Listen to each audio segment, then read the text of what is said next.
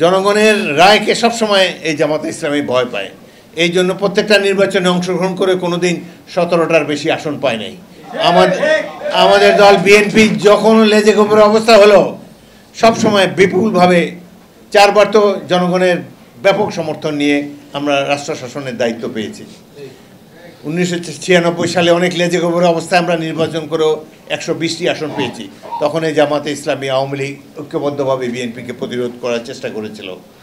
আমরা সবসময় জনগণের রায়কে মাথা পেতে নেই। তারা যদি মনে করে যে 2-3টি দল পিআরএস সিস্টেমে নির্বাচনে যেতে চায়, তারা যদি মনে করে যে তাদের এই নির্বাচনী ব্যবস্থাই বাংলাদেশে মানুষের জন্য সবচেয়ে বেশি সঠিক, সবচেয়ে বেশি কার্যকর, তাহলে তারা তাদের নির্বাচনী ম্যানিফেস্টোতে, তাদের নির্বাচনী ইশতেহারে এটি তারা জনগণকে জানিয়ে দেখ যে আমরা নির্বাচিত হলে পরবর্তী কাল থেকে এই পিআর সিস্টেমের অধীনে বাংলাদেশে নির্বাচন হবে। কিন্তু 2-3টি রাজনৈতিক দল মিলে তো একটি নির্বাচনী ব্যবস্থা জনগণের উপরে চাপিয়ে দিতে পারে না। গণতান্ত্রিক ব্যবস্থা সিদ্ধান্ত গ্রহণ, একমাত্র নির্বাচনই গণতন্ত্রের অনুষঙ্গ, যার মাধ্যমে আমরা সঠিক পথে যেতে পারি। সুতরাং আশা করব এই ধরনের উদ্ভট কথা, নিজেরা জিততে পারবে না সেই জন্যে এই ধরনের নতুন কোনো সিস্টেমের এক্সপেরিয়েন্স, বাংলাদেশের মানুষ তো গিনিপিগ না।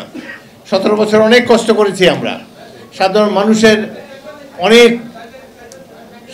মানুষকে অনেক পরিশ্রম দিতে হয়েছে, জীবনের বিনিময়ে কত পরিবার ধ্বংস হয়ে গিয়েছে।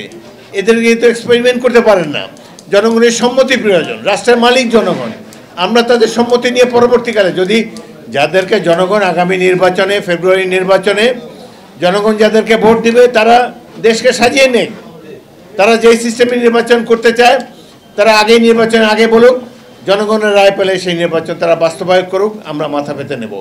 কিন্তু এইভাবে জনগণের উপর অত্যাচার করে নিজেদের স্বার্থে, নিজস্ব দলীয় স্বার্থে অদ্ভুত নির্বাচনী ব্যবস্থা, যার সাথে আমাদের দেশের জনগণ পরিচিত নয়, এই ব্যবস্থা আমরা চালু হতে দিতে পারি না।